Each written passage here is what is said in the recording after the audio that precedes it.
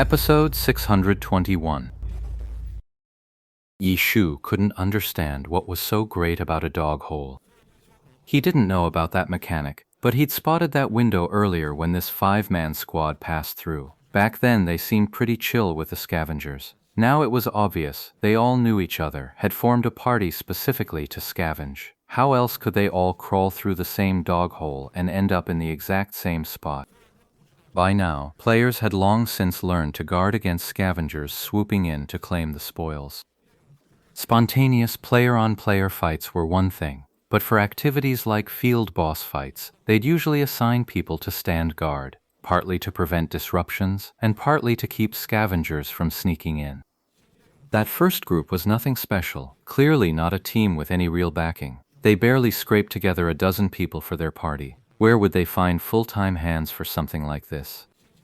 Find a secluded spot and start killing. That's the real priority.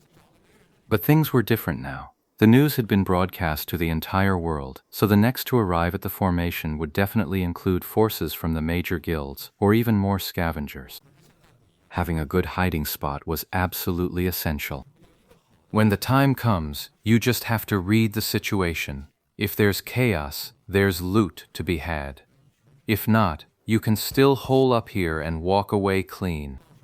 Through Yi Shu's actions, Ensheng Shu Ying and the others ruled out the possibility that this man was the legendary Yi Shu. As for the enigmatic Lord Grimm, they gave him a quick look and didn't bother gossiping further. These people had come here in earnest to scavenge. The last thing they wanted was trouble. When the chance comes, everyone rush out and grab what they can. Just don't hold each other back. That remark was mainly aimed at Yi Shu and Chen Guo. The five of them were a team, after all, so they already had an unspoken understanding. Hey, save a spot for me too. As Yi Shu said, 7 people in this spot was already cramped, especially the area where you could see outside. 5 wasn't even enough room, so where was there space for Yi Shu now? Hey, make some room for him. Dark Fragrance and Light Shadow seemed to be the leader of this small squad. After she spoke, someone stepped back 2 paces, making room for Yi Shu's Lord Grimm to move up. Where the hell is my spot? Move it, move it. Then Fragrant Shadow suddenly realized his spot was gone, and after another round of fussing, he grabbed the position next to Lord Grimm. The desperado wandered idly outside. A summoned boss like this would keep wandering forever, never vanishing, until someone finally killed it. No one's here yet? It's far, you know. Gotta give people some time. Who just hangs around here every day? Disdainful, the mayor of Chucktown. He's been dead for ages. Dark Fragrance and Sparse Shadow implied, of course, that the wild field boss for this week was already gone, so the major guild's hunting squads had long since stopped lingering in this area. You know quite a bit, don't you?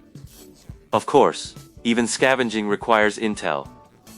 As Dark Fragrance and Sparse Shadow spoke, even the rather unsavory business of scavenging somehow carried a hint of professionalism. So how much longer do you figure? From the moment that message hit the World Channel, about half an hour should do it. Now, another 10 minutes or so. A level 65 wilderness marksman, huh? Should be a decent haul. The more chaos, the better. Yi Shu understood at once. There was no point hoping the boss would do the work for them. With the major guild's strength, taking down a level 65 field boss was more than manageable. What they had to count on now was everyone turning on each other over the boss. That kind of chaos was the scavengers' best chance to strike. Was that message in the World Channel yours? Yi Shu asked. Even though the name of the player who sent that message didn't match any of the 5 standing right here, there's always such a thing as an alt account, a second identity. No.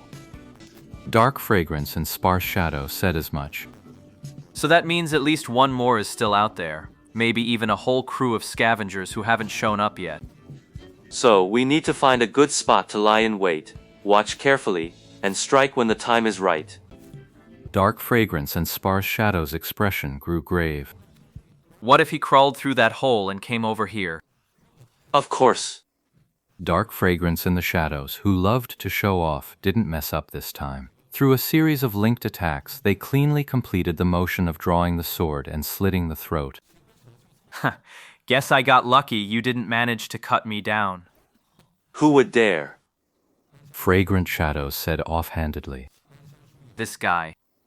Yi Shu muttered to himself. This guy had definitely spotted his name the moment he landed, and that was why he'd stepped in to stop his companion from attacking. Someone who could beat Huang Shaotian, 5 ordinary players wouldn't stand a chance, not even from the heavenly domain. But then this guy pretended he'd only just realized it was Lord Grimm, trying to cover up their original murderous intent, only to accidentally let their real plan slip. This scavenger who hasn't shown up yet. They're probably no pushover.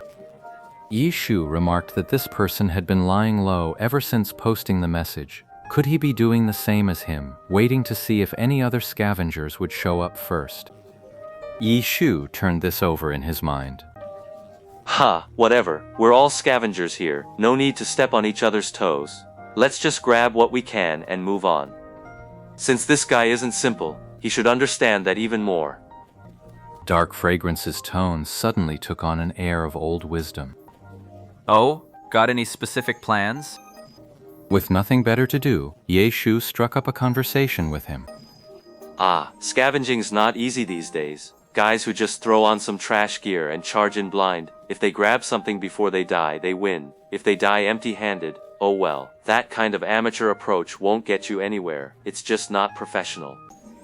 Scavenging these days, you've got to have some actual combat ability yourself, and you need to know when to hold back and when to strike. If it's too chaotic, you can't tell friend from foe. Everyone's just swinging at any ID they see. Spells, cannon fire, blade flashes everywhere. There's no way to pick anything up. But if it's too stable, the big guilds have their own enforcers watching the field. Try to sneak in there, and you're just asking to die.